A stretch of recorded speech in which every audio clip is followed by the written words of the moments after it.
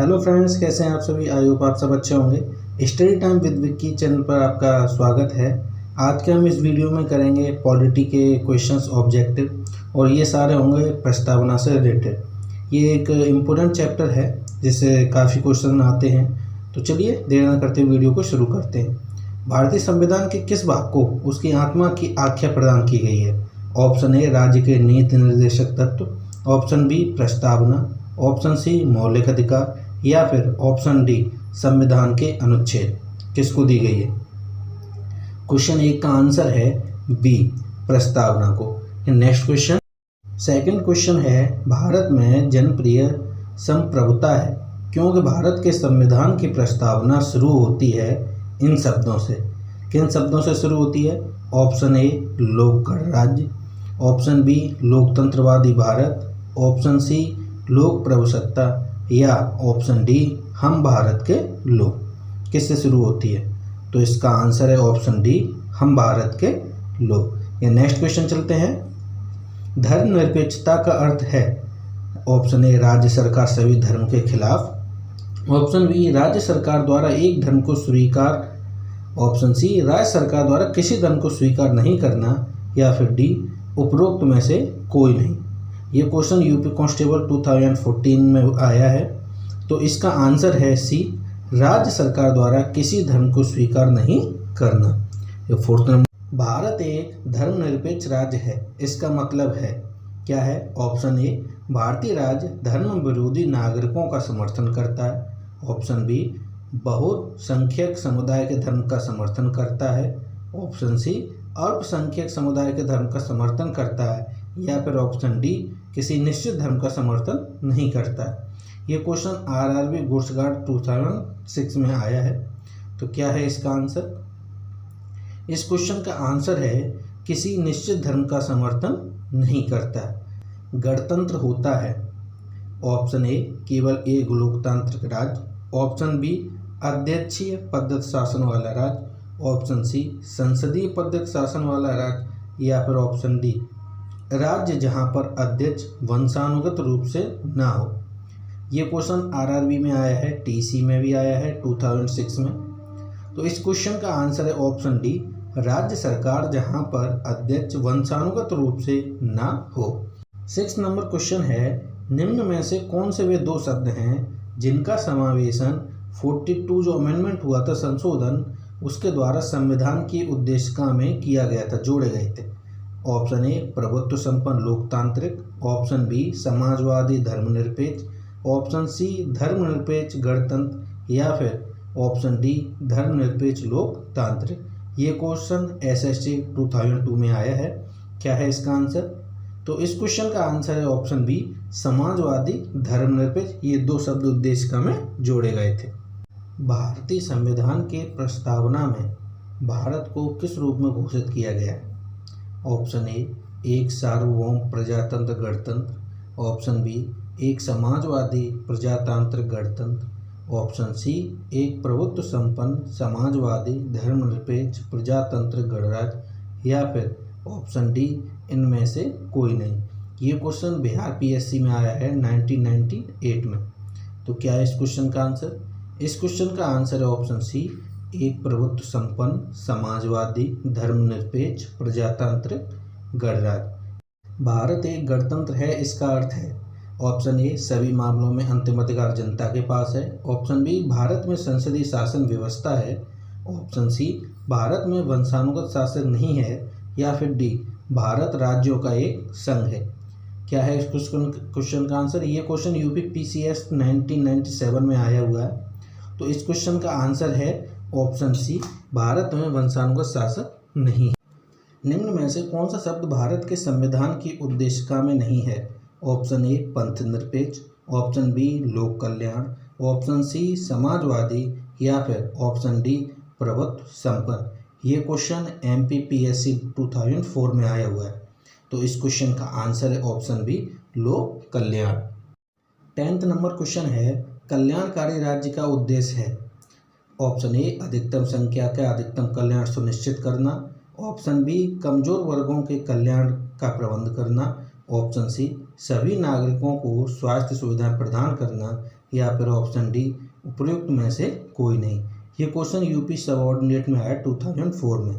तो इस क्वेश्चन का आंसर है ऑप्शन बी, कमजोर वर्गों के कल्याण का प्रबंध करना।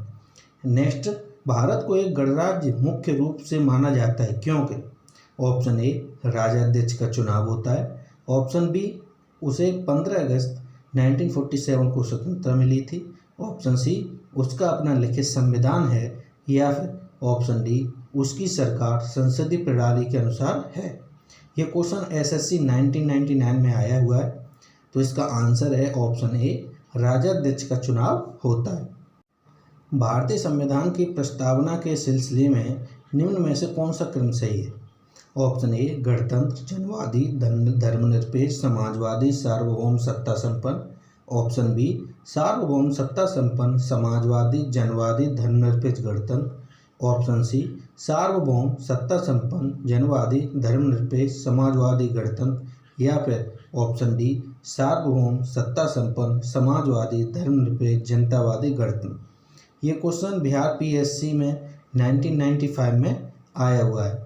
तो क्या है इस क्वेश्चन का आंसर? तो इस क्वेश्चन का आंसर है डी, सार्वभौम, सत्ता संपन्न, समाजवादी, धर्मनिरपेक्ष, जनवादी, गणतंत्र। नेक्स्ट, संविधान की प्रस्तावना में प्रयुक्त शब्द सेक्युलर का अर्थ क्या है? ऑप्शन ए, सभी नागरिकों को धर्मोपासना की स्वतंत्रता। ऑप्शन बी, एकेश्वरवाद। ऑप्शन सी, बहुदेवावाद। ऑप्शन डी, सभी धर्मों की अस्वीकृत शब्द। तो इस क्वेश्चन का आंसर है ऑप्शन ए, सभी नागरिकों को धर्म उपासना की स्वतंत्रता। धर्मनिरपेक्ष भारत के संविधान में जोड़ा गया, इसके विषय में निम्न में से कौन सा कथन सही है? एक, यह वर्ष 1976 में जोड़ा गया था। दूसरा, यह 44 जो अमेंडमेंट हुआ था उसके द्वारा जोड़ा गया था। या फिर थर्ड, ये 42 अमेंडमेंट हुआ था उसके द्वारा जोड़ा गया था। फोर्थ, यह मूल प्रस्तावना में था। ऑप्शन ए, 1 और 2। ऑप्शन बी, 1 और 3। ऑप्शन सी, केवल 4। या फिर ऑप्शन डी, केवल 3। तो इस क्वेश्चन का आंसर है ऑप्शन ए, 1 और 2। 15 नंबर क्वेश्चन है, समाजवाद का अर्थ क्या है? ए, सामाजिक नियंत्रण। बी, राष्ट्रीयकरण। ऑप्शन सी, सामाजिक न्याय। या फिर ऑप्शन डी, सामाजिक स्पर्धा। क्या है इसका आंसर? तो इस क्वेश्चन का आंसर है ऑप्शन सी, सामाजिक न्याय। भारतीय संविधान में समवर्ती सूची किसके संविधान से ली गई है? Option A, Germany. Option B, Canada. Option C, Australia. और फिर ऑप्शन डी, यूएसए। ये क्वेश्चन आप देख सकते हैं एसएससी सीपीयू में 2011 में, सीआईएसएफ में भी आया 2011 में। तो काफ़ी इंपॉर्टेंट है। तो इस क्वेश्चन का आंसर है ऑप्शन सी, ऑस्ट्रेलिया से ली गई है। 17 नंबर क्वेश्चन है, भारतीय संविधान की प्रस्तावना पर किस क्रांति का प्रभाव नहीं झलकता है? ऑप्शन ए, फ्रांसीसी क्रांति 1789। ऑप्शन बी, अमेरिकी क्रांति 1776। ऑप्शन सी, चीन की क्रांति 1912। या फिर ऑप्शन डी, बोल्शेविक क्रांति 1917। किसका नहीं झलकता है? तो इस क्वेश्चन का आंसर है ऑप्शन सी, चीन की क्रांति 1912। संविधान के अंतर्गत भारतीय लोकतंत्र के आदर्शों को हम कहाँ देखते हैं? ऑप्शन ए, भाग 1। ऑप्शन बी, भाग 3। ऑप्शन सी, प्रस्तावना। या फिर ऑप्शन डी, भाग 4। ये क्वेश्चन भी एसएससी में 2013 में आया हुआ है। तो इस क्वेश्चन का आंसर है ऑप्शन सी, प्रस्तावना। 42 जो अमेंडमेंट हुआ था अधिनियम 1976 में, उसके द्वारा प्रस्तावना में किस शब्द को नहीं जोड़ा गया? ऑप्शन ए, धर्मनिरपेक्ष। ऑप्शन बी, गुटनिरपेक्ष। ऑप्शन सी, समाजवादी। या फिर ऑप्शन डी, एकता और अखंडता। ध्यान से सुनिए, किस शब्द को नहीं जोड़ा गया था, बाकी के 3 जोड़े गए हैं। तो इस क्वेश्चन का आंसर है ऑप्शन बी, गुटनिरपेक्षता। भारतीय संविधान की प्रस्तावना के बारे में कौन सा कथन सही है? ऑप्शन ए, समाजवादी धर्मनिरपेक्ष शब्द 1950 में लागू संविधान के अंग थे। ऑप्शन बी, उक्त शब्द 1976 में संविधान द्वारा जोड़े गए। ऑप्शन सी, उक्त शब्द 1985 में संशोधन द्वारा जोड़े गए। या फिर ऑप्शन डी, उक्त शब्द संविधान की प्रस्तावना के अंग नहीं है। क्या है इस क्वेश्चन का आंसर? तो इस क्वेश्चन का आंसर है ऑप्शन बी, जो उक्त शब्द हैं वो 1976 में जो अमेंडमेंट हुआ था, संशोधन, उसके द्वारा जोड़े गए थे। तो फ्रेंड्स, ये वीडियो यहीं ख़त्म होता है। आई होप वीडियो आपको पसंद आया होगा। अगर वीडियो आपको पसंद आया है तो वीडियो को लाइक और चैनल को सब्सक्राइब कीजिए। ऐसी बहुत सारी वीडियो अभी उस पर अपलोडेड हैं और आगे आएगी भी। क्योंकि एनटीपीसी का एग्ज़ाम अभी आंसर की आ चुकी है और उसका एग्ज़ाम भी आने वाला है, ग्रुप डी का भी एग्ज़ाम आने वाला है, तो ये आपके एग्ज़ाम में काफ़ी हेल्पफुल होंगे। मैंने भी, मेरे को 2 साल कंप्लीट होने वाले हैं जल्दी रेलवे में नौकरी करते हुए, तो मैंने क्लियर किया था, जितनी पढ़ाई की थी इसी तरीके से की थी। ऑब्जेक्टिव काफ़ी हेल्पफुल होते हैं और आपने देखा भी है कि ये प्रीवियस ईयर में भी पूछे गए, तो आप इनसे अच्छी खासी तैयारी भी कर सकते हैं। तो फ्रेंड्स ठीक है, मिलते हैं हम अपनी नेक्स्ट वीडियो में, तब तक के लिए bye. Thank you for watching study time with Vicky.